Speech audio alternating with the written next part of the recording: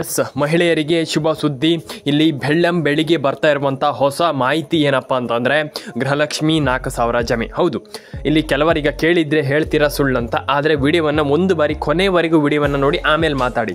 ಖಂಡಿತವಾಗ್ಲೂ ಹೇಳ್ತೀನಲ್ಲ, ನಾನು ತುಂಬ ಜನ ಹೇಳ್ತೀರಾ ಇಲ್ಲಿ ಹಣ ಬರಲ್ಲ ಅಂತ. ನಾನು ನಿಮಗೆ ಕಂಪ್ಲೀಟಾಗಿ ನನಗೆ ಲೈವಲ್ಲಿ ತಿಳಿಸ್ಕೊಡ್ತೀನಿ ಯಾಕೆ ಹಣ ಬರ್ತಾ ಇಲ್ಲ, ಏನು ಕತೆ ಅಂತ. ಶುರು ಮಾಡಿ ಇವತ್ತೊಂದು ವಿಡಿಯೋನ. Welcome back to my YouTube channel Ashraya updates Kannada.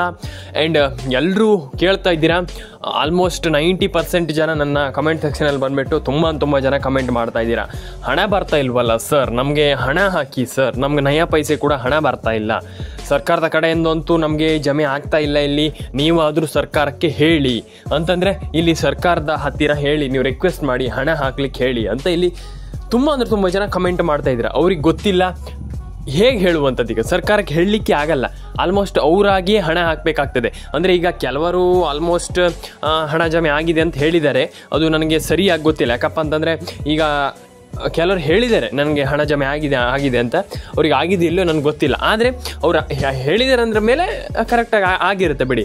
ಆದರೆ ಇಲ್ಲಿ ಲಕ್ಷ್ಮೀ ಹೆಬ್ಬಾಳ್ಕರ್ ಅವರು ಏನು ಹೇಳಿರುವಂಥದ್ದು, ಇಲ್ಲಿ DK ಶಿವಕುಮಾರ್ ಅವರು ಮತ್ತು ಸಿದ್ದರಾಮಯ್ಯನವರು ಏನು ಹೇಳಿರುವಂಥದ್ದು, ಮತ್ತು ಇಲ್ಲಿ ಆಲ್ಮೋಸ್ಟ್ ಎಲ್ಲರೂ ಕೂಡ ಇಲ್ಲಿ ಕೇಳ್ತಿರುವಂಥ ಕ್ವಶನ್ ಏನಪ್ಪ ಅಂತಂದರೆ, ಮಹಿಳೆಯರಿಗೆ ಅವಾಗ ಜಮೆ ಮಾಡ್ತಾರೆ, ಇವಾಗ ಜಮೆ ಮಾಡ್ತಾರೆ, ಮತ್ತೊಂದು ಜಮೆ ಮಾಡ್ತಾರೆ ಅಂತ ಹೇಳ್ತಾರೆ ಬಿಟ್ಟರೆ ಜಮೆ ಯಾಕೆ ಮಾಡಲ್ಲ? ಸರ್ಕಾರದ ಹತ್ರ ಹಣ ಇಲ್ವಾ, ಅಂದರೆ ಕ್ಯಾಶ್ ಇಲ್ವಾ, ನಯ ಪೈಸೆ ಕೊಡೋ ದುಡ್ಡಿಲ್ವಾ, ಏನು ಕತೆ? ಇಲ್ಲಿ ಒಂದು ಗೃಹಲಕ್ಷ್ಮಿ ಯೋಜನೆಗೆ ಹಣ ಹಾಕುವಷ್ಟು ದುಡ್ಡಿಲ್ವಾ ಅಂತ ತುಂಬ ಜನ ಕ್ವಶನ್ ಮಾಡ್ತೀರಾ. ಹೌದು, ಎಸ್, ಅದು ಕರೆಕ್ಟ್ ನೀವು ಹೇಳುವಂಥದ್ದು. ಆದರೆ ಇಲ್ಲಿ ಸರ್ಕಾರದ ಹತ್ರ ದುಡ್ಡಿಲ್ಲ ಅಂತಲ್ಲ, ದುಡ್ಡಿದೆ. ಆದರೆ ಇಲ್ಲಿ ಮಹಿಳೆಯರಿಗೆ ಯಾಕೆ ಹಣ ಜಮೆ ಮಾಡ್ತಾ ಇಲ್ಲ ಇವತ್ತಿನವರೆಗೂ ಅಂತ ನನಗೆ ಅರ್ಥ ಆಗ್ತಾ ಇಲ್ಲ. ನನ್ನ ಒಂದು ನಾನು ಹೇಳ್ತಾ ಇರುವಂಥದ್ದು ಪರ್ಸನಲ್ ಒಪಿನಿಯನ್. ಆದರೆ ಇಲ್ಲಿ ನನಗೆ ಯಾಕೆ ಅರ್ಥ ಆಗ್ತಾ ಇಲ್ಲ, ನನಗೆ ಇವತ್ತಿನವರೆಗೂ ಅರ್ಥ ಆಗ್ತಾ ಇಲ್ಲ. ಇಲ್ಲಿ ಮಹಿಳೆಯರಿಗೆ ಆಲ್ಮೋಸ್ಟ್ ಇಷ್ಟೊತ್ತೊಳಗಡೆ ಒಂದು ಆಲ್ಮೋಸ್ಟ್ ಹಾಕಬೇಕಿತ್ತು, ಆಲ್ಮೋಸ್ಟ್ ತುಂಬ ಹಣ ಹಾಕಬೇಕಿತ್ತು. ನಾನು ಹೇಳಿದ್ದೀನಿ, ತುಂಬ ಸಾರಿ ಹೇಳಿದ್ದೀನಿ, ಮಹಿಳೆಯರಿಗೆ ಹಣ ಹಾಕಬೇಕಿತ್ತು ಅಂತ. ಆದರೆ ಯಾರೂ ಕೂಡ ಹಾಕ್ತಾ ಇಲ್ಲ. ಅದೇ ನಾನು ಹೇಳ್ತಾ ಇರುವಂಥದ್ದು, ಈಗ 90% ಜನ ಇಲ್ಲಿ ಹಣವನ್ನು ಪಡ್ಕೊಂಡಿಲ್ಲ. ಹಾಗಾಗಿ ಅಂಥವ್ರು ಏನು ಮಾಡಬೇಕಪ್ಪ ಅಂತಂದರೆ, ಫಸ್ಟ್ ಆಫ್ ಆಲ್ ನಾನು ಹೇಳುವಂಥದ್ದು, ನನ್ನ ಸಜೆಷನ್ ನಾನು ಹೇಳುವಂಥದ್ದು, ದಯವಿಟ್ಟು ರೇಷನ್ ಕಾರ್ಡ್ ಅಪ್ಡೇಟ್ ಒಂದನ್ನು ಮಾಡ್ಕೊಳ್ಳಿ. ತುಂಬ ಇಂಪಾರ್ಟೆಂಟ್ ಆಗ್ತದೆ ಸದ್ಯದ ಮಟ್ಟಿಗೆ. ಆ್ಯಂಡ್ KYC ಯಾರು ಮಾಡಿಲ್ಲ, ಆ್ಯಂಡ್ ಅದನ್ನು ಕೂಡ ಮಾಡ್ಕೊಳ್ಳಿ. ಆ್ಯಂಡ್ ರೇಷನ್ ಕಾರ್ಡ್ ಅಪ್ಡೇಟ್ ಅದನ್ನು ಮಾಡ್ಕೊಳ್ಳಿ. ಆ್ಯಂಡ್ ನಿಮ್ಮ ಒಂದು ಮೊಬೈಲ್ ನಂಬರನ್ನು, ಸಿಮ್ಮನ್ನು ಕರೆಕ್ಟಾಗಿ ಇಟ್ಕೊಳ್ಳಿ. ಈಗ ಕೆಲವರಿಗೆ ಹೇಳಿದರೆ ನೀವು ಹೇಳ್ತಾರೆ, ಏನು ಸಿಮ್ಮಿಂದೆಲ್ಲ ಏನಾಗುತ್ತೆ ಸರ್, ಸಿಮ್ಮಿಂದೆಲ್ಲ ಏನಾಗಬಹುದು ಹೆಚ್ಚಂತಂದ್ರೆ ಏನಾಗುತ್ತೆ ಅಂತ. ತುಂಬ ಆಗುತ್ತೆ. ನಾನು ಅದೇ ಹೇಳ್ತಾ ಇರುವಂಥದ್ದು, ಸಿಮ್ ತುಂಬ ಇಂಪಾರ್ಟೆಂಟ್ ಆಗುತ್ತೆ ಸ್ನೇಹಿತರೆ. ಗೃಹಲಕ್ಷ್ಮಿ ಯೋಜನೆಯಿಂದ ತುಂಬ ಹಣ ಇಲ್ಲಿ ಜಮೆ ಆಗ್ತಾ ಇಲ್ಲ ಸದ್ಯದ ಮಟ್ಟಿಗೆ. ಗ್ಲಿಚ್ ಆಗಿದೆಯೋ ಅಥವಾ ಮಧ್ಯದಲ್ಲಿ ಬ್ಯಾಂಕ್ ಅಕೌಂಟಲ್ಲೇ ಹಣ ಇದೆಯೋ ಅದ್ರ ಬಗ್ಗೆ ನಮಗೆ ಖಂಡಿತವಾಗ್ಲೂ ಏನಂತಲೇ ಅರ್ಥ ಆಗ್ತಾಯಿಲ್ಲ. ಯಾಕಪ್ಪ ಅಂತಂದರೆ 100% ಆಗಿ ಮಹಿಳೆಯರು ಎಲ್ರಿಗೂ ಹಣ ಹಾಕಬೇಕಿತ್ತು. ಸದ್ಯದ ಮಟ್ಟಿಗೆ ಹಣ ಹಾಕ್ತಾ ಇಲ್ಲ ಸರ್ಕಾರ, ಏನು ಮಾಡ್ತಾರೋ ನೋಡೋಣ. ಮತ್ತು ಇನ್ನೊಂದು ವಿಚಾರ ಏನಪ್ಪ ಅಂತಂದರೆ, ಪ್ರೆಗ್ನೆಂಟಾಗಿ ಕ್ಯಾನ್ಸಲ್ ಮಾಡ್ತಾರೆ ಅಂತ. ಹೌದು, ಈಗ ಆಲ್ರೆಡಿ ಎಲ್ರಿಗೂ ಗೊತ್ತಿದೆ. ಈಗ ಇನ್ನೂ ಖಂಡಿತವಾಗ್ಲೂ ಎಲ್ಲರ ರೇಷನ್ ಕಾರ್ಡ್ಗಳು ಈಗ ಕ್ಯಾನ್ಸಲ್ ಆಗಲ್ಲ. ಈಗ ಯಾರಿಗೆಲ್ಲ ಈಗ ಸರ್ಕಾರ ಹೇಳಿದೆ, ಈಗ ಯಾರು ಟ್ಯಾಕ್ಸನ್ನು ಕಟ್ತಾ ಇದ್ದಾರೆ ಸರ್ಕಾರಕ್ಕೆ, ಅವರು ಶ್ರೀಮಂತರಾಗ್ತಾ ಇದ್ದಾರೆ ಅಂತಂದರೆ, ಅವ್ರೀಗ ಅಂದರೆ ಅವ್ರ ಹತ್ರ ಹಣಕಾಸು ಜಾಸ್ತಿ ಇದೆ ಅಂತಂದರೆ, ಅವರಿಗೆ ಹಣ ಜಾಸ್ತಿ ಇದೆ, ಅವರು ಸರ್ಕಾರಕ್ಕೆ ಟ್ಯಾಕ್ಸನ್ನು ಕಟ್ತಾರೆ ಅಂತ ಇಲ್ಲಿ ಸರ್ಕಾರಕ್ಕೆ ಗೊತ್ತಾಗಿದೆ. ಹಾಗಾಗಿ ಈ ಒಂದು ಜನಗಣತಿಯನ್ನು ಸರ್ಕಾರ ಮಾಡ್ತಾ ಇರುವಂಥದ್ದು ಸದ್ಯದ ಮಟ್ಟಿಗೆ. ಹಾಗಾದರೆ ಸದ್ಯದ ಮಟ್ಟಿಗೆ ಅಂತೆಲ್ಲ ಕ್ಯಾನ್ಸಲ್ ಆಗುತ್ತೆ ಈಗ. ಯಾಕಪ್ಪ ಅಂತಂದರೆ ಈಗ ಆಲ್ಮೋಸ್ಟ್ ಟ್ಯಾಕ್ಸನ್ನು ಕಟ್ತಾರೆ ಅಂತಂದರೆ, ಅವ್ರು ಸರ್ಕಾರಕ್ಕೆ ಟ್ಯಾಕ್ಸನ್ನು ಕಟ್ತಾರೆ ಅಂತಂದರೆ ಅವರಿಗೆ ರೇಷನ್ ಅನ್ನುವಂಥದ್ದು ಸಿಗಲ್ಲ. ಇದೆಲ್ಲರಿಗೂ ಗೊತ್ತಿರುವಂಥ ವಿಚಾರ, ಇದು ಬೇಸಿಕ್. ಯಾಕಪ್ಪ ಅಂತಂದ್ರೆ ತುಂಬ ಜನರಿಗೆ ಗೊತ್ತಿದೆ.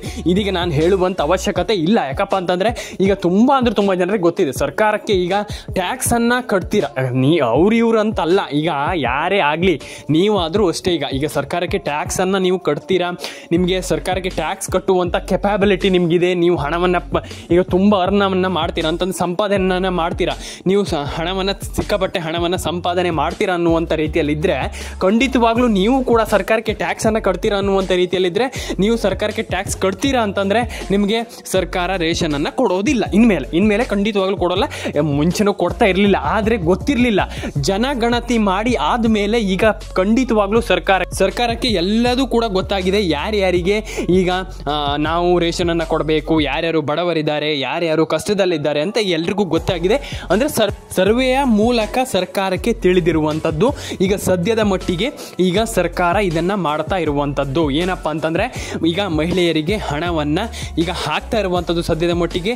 ಆ್ಯಂಡ್ ಈಗ ಯಾರೆಲ್ಲ ಸರ್ಕಾರಕ್ಕೆ ಟ್ಯಾಕ್ಸ್ ಕಟ್ತಾರೆ ಇದೆಲ್ಲರಿಗೂ ಗೊತ್ತಿದೆ. ಈಗ ಜನಗಣತಿಯನ್ನು ಈಗ ಸರ್ಕಾರ ಮಾಡ್ತಾ ಇರುವಂಥದ್ದು ಎಲ್ರಿಗೂ ಇದು ಈಗ ಆಲ್ಮೋಸ್ಟ್ ಎಲ್ರಿಗೂ ಗೊತ್ತಿರುವಂಥ ವಿಚಾರ.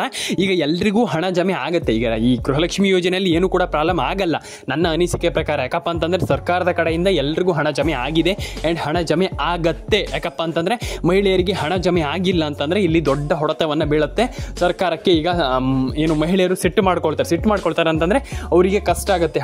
ಹಣ ಜಮೆ ಆಗ್ತಾ ಇಲ್ಲ, ಇಲ್ಲಿ ಹಣ ಜಮೆ ಆಗ್ತಾ ಇಲ್ಲ ಅಂತ ಇಲ್ಲಿ ಸಿಟ್ಟು ಮಾಡ್ಕೊಳ್ತಾರೆ. ಹಾಗಾಗಿ ಇಲ್ಲಿ ನೀವು ಟೆನ್ಷನ್ ಆಗುವಂಥ ವಿಚಾರ ಇಲ್ಲ. ಹಾಗಾದರೆ ಇಲ್ಲಿ ಸರ್ಕಾರ ಯಾವಾಗ ಹಣ ಇಲ್ಲಿ ಜಮೆ ಮಾಡುತ್ತಂತಂದರೆ ಈ ದೀಪಾವಳಿ ಹಬ್ಬದ ಪ್ರಯುಕ್ತ ಹಣ ಜಮೆ ಮಾಡುವಂಥ ಎಲ್ಲ ಸಾಧ್ಯತೆಗಳು ಕಂಡು ಬರ್ತಾ ಇರುವಂಥದ್ದು, ಹೆಚ್ಚಾಗಿ ಸಾಧ್ಯತೆ ಇರುವಂಥದ್ದು.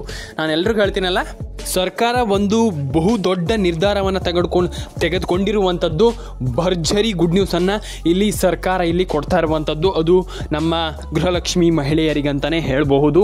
ಆ್ಯಂಡ್ ಎಲ್ಲದಕ್ಕೂ ನಾನು ಕೇಳುವಂಥದ್ದು ಇಷ್ಟೇ, ಎಲ್ಲದಕ್ಕೂ ಒಳ್ಳೆಯದಾಗಲಿ, ಎಲ್ರಿಗೂ ಒಳ್ಳೆಯದಾಗಲಿ. ಗೃಹಲಕ್ಷ್ಮಿ ಯೋಜನೆ ಹಣನೂ ಕೂಡ ಬರಲಿ, ನಿಮ್ಮೆಲ್ಲರ ಅಕೌಂಟಿಗೆ ಹಣನೂ ಕೂಡ ಬರಲಿ, ಎಲ್ರಿಗೂ ಗೃಹಲಕ್ಷ್ಮಿ ಯೋಜನೆ ಹಣ ಜಮೆ ಆಗಲಿ. ಆ್ಯಂಡ್ ನಿಮಗೆ ಇಲ್ಲಿ ಸತತವಾಗಿ 6,000 ರೂಪಾಯಿ ಹಣ ಜಮೆ ಆಗುವಂಥ ಎಲ್ಲ ಸಾಧ್ಯತೆಗಳು ಇರುವಂಥದ್ದು. ಯಾಕಪ್ಪ ಅಂತಂದರೆ ಇದರಲ್ಲಿ ಮಹಿಳೆಯರಿಗೆ 6,000 ರೂಪಾಯಿ ಹಣ ಹೇಗೆ ಜಮೆ ಆಗುತ್ತಂತ ನಾನು ಹೇಳೋದಾದರೆ, ಇಲ್ಲಿ ಸರ್ಕಾರದಿಂದ ಮಹಿಳೆಯರಿಗೆ ಮೂರು ಕಂತಿನ ಹಣ ಬರಬೇಕಿದೆ. ಅದು ಜಮೆ ಆಗುತ್ತೆ. ನೋಡೋಣ ಏನು ಕತೆ ನೋಡೋಣ ಅಂತ ಹೇಳ್ತಾ ಸ್ನೇಹಿತರೆ, ಮತ್ತೊಂದು ವಿಚಾರ, ನೀವು ಎಲ್ಲರೂ ಕೂಡ ಗೃಹಲಕ್ಷ್ಮಿ ಯೋಜನೆ ಹಣ ಬರುತ್ತಂತ ದಯವಿಟ್ಟು ಸುಮ್ಮನೆ ಕೂತ್ಕೊಳ್ಬೇಡಿ. ಒಂದು ಭ್ರಮೆಯಲ್ಲಿದ್ದೀರಾ, ನಮ್ಗೆ ಹಣ ಬರುತ್ತೆ ಅಂತ. ಇಲ್ಲ, ನಾನು ಅದೇ ಹೇಳ್ತಾ ಇರುವಂಥದ್ದು. 90% ಜನ, ನಾನು ಎಲ್ರಿಗೂ ನನ್ನ ಒಂದು ಸಬ್ಸ್ಕ್ರೈಬರ್ಗಳಿಗೆ ಹೇಳುವಂಥದ್ದು ಇಷ್ಟೇ, ದಯವಿಟ್ಟು EKYC ಮಾಡ್ಕೊಳ್ಳಿ, NCPA ಮ್ಯಾಪಿಂಗ್ ಮಾಡ್ಕೊಳ್ಳಿ. ಗೃಹಲಕ್ಷ್ಮಿ ಯೋಜನೆ ಹಣ ಬಂದಿಲ್ಲ ಅಂತಂದರೆ ದಯವಿಟ್ಟು ಕಮೆಂಟ್ ಸೆಕ್ಷನ್ ಇದೆ, ಕಮೆಂಟ್ ಸೆಕ್ಷನಲ್ಲಿ ಬಂದುಬಿಟ್ಟು ಕಮೆಂಟ್ ಮಾಡಿ. ಸರ್ಕಾರಕ್ಕೆ ಗೊತ್ತಾಗಲಿ ಹಣ ಹಾಕಿಲ್ಲ ನಾವು ಅಂತ ಗೊತ್ತಾಗಲಿ ಅವರಿಗೆ. ಅವರು ಆಮೇಲೆ ಅದಕ್ಕೆ ಬೇಕಾದರೆ ನೀವು ನೋಡಿ, ಅವರು ಅದಕ್ಕೆ ರಿಪ್ಲೈ ಮಾಡ್ತಾರೆ, ಸರ್ಕಾರದವ್ರು ನೋಡ್ತಾರೆ. ಯಾವುದೇ ಒಂದು ಈಗ ಸೋಷಿಯಲ್ ಮೀಡಿಯಾ ಅಂತಂದರೆ ಸಣ್ಣ ವಿಚಾರ ಅಲ್ಲ. ಈಗ ನಿಮ್ಗೆಲ್ರಿಗೂ ಗೊತ್ತಿದೆ ಸೋಷಿಯಲ್ ಮೀಡಿಯಾ ಎಷ್ಟು ಬೆಳೆದಿದೆ, ಏನೆಲ್ಲ ಒಳ್ಳೇದಾಗ್ತಾ ಇದೆ, ಏನೆಲ್ಲ ಏನು ತುಂಬ ಒಳ್ಳೇದಾಗ್ತಾ ಇದೆ ಎಲ್ಲ ನಿಮಗೆ ಗೊತ್ತಿದೆ. ಹಾಗಾಗಿ ತುಂಬ ದೊಡ್ಡ ವಿಚಾರ ಈಗ ಸೋಷಿಯಲ್ ಮೀಡಿಯಾ ಅಂತಂದ್ರೆ ಸಣ್ಣ ವಿಚಾರ ಅಲ್ಲ. ಅದೇ ನಾನು ಹೇಳ್ತಾ ಇರುವಂಥದ್ದು, ನೀವೆಲ್ಲರೂ ಕೂಡ ಕಂಪ್ಲೀಟ್ ಆಗಿ ಇದ್ರ ಬಗ್ಗೆ ಕೆಲಸ ಮಾಡ್ತೀರಾ ಅಂತಂದರೆ ಡೆಫಿನೆಟಾಗಿ ಎಲ್ಲರೂ ಕೂಡ ಹಣವನ್ನು ಪಡ್ಕೊಳ್ತೀರಾ ಅಂತಂದರೆ ನಾನು ಖಂಡಿತವಾಗ್ಲೂ ದಿನ ವಿಡಿಯೋ ಮಾಡ್ತೀನಿ. ಆ್ಯಂಡ್ ಡೆಫಿನೆಟಾಗಿ ನಾನು ನಿಮಗೆ ಇದ್ರ ಬಗ್ಗೆ ತಿಳಿಸ್ಕೊಡ್ತಾ ಇರ್ತೀನಿ ಸ್ನೇಹಿತರೆ ಅಂತ ಹೇಳ್ತಾ ಸ್ನೇಹಿತರೆ, ನಾನು ಎಲ್ರಿಗೂ ಹೇಳುವಂಥದ್ದು ಇಷ್ಟೇ, EKYC ಮಾಡ್ಕೊಳ್ಳಿ, NCPA ಮ್ಯಾಪಿಂಗ್ ಮಾಡ್ಕೊಳ್ಳಿ, ನಿಮ್ಮೆಲ್ಲರಿಗೂ ಒಳ್ಳೇದಾಗಲಿ ಅಂತ ಹೇಳ್ತಾ ಸ್ನೇಹಿತರೆ, ನಾನು ಪ್ರತಿಯೊಬ್ಬರಿಗೂ ಕೇಳ್ಕೊಳ್ಳುವಂಥದ್ದು ಇಷ್ಟೇ, ನೀವು ವಿಡಿಯೋವನ್ನು ಕೊನೆವರೆಗೆ ನೋಡಬೇಕು, ಮಧ್ಯದಲ್ಲೇ ಸ್ಕಿಪ್ ಮಾಡುವಂಥದ್ದು ಮಾಡಬಾರ್ದು ಸ್ನೇಹಿತರೆ ಅಂತ ಹೇಳ್ತಾ ಸಿಗೋಣ ಸ್ನೇಹಿತರೆ ನೆಕ್ಸ್ಟ್ ವಿಡಿಯೋದಲ್ಲಿ. ಎಲ್ರಿಗೂ ಟಾಟಾ ಬಾಯ್ ಅಂತ ಹೇಳ್ತಾ ಲೈಕ್ ಮಾಡ್ಕೊಳ್ಳಿ, ಶೇರ್ ಮಾಡ್ಕೊಳ್ಳಿ, ಕಮೆಂಟ್ ಮಾಡ್ಕೊಳ್ಳಿ, ಸಬ್ಸ್ಕ್ರೈಬನ್ನು ಮಾಡ್ಕೊಳ್ಳಿ ಸ್ನೇಹಿತರೆ. ಸಿಗೋಣ. ಲೈಕ್ ಮಾಡ್ಕೊಳ್ಳಿ, ಶೇರ್ ಮಾಡ್ಕೊಳ್ಳಿ, ಕಮೆಂಟ್ ಮಾಡ್ಕೊಳ್ಳಿ.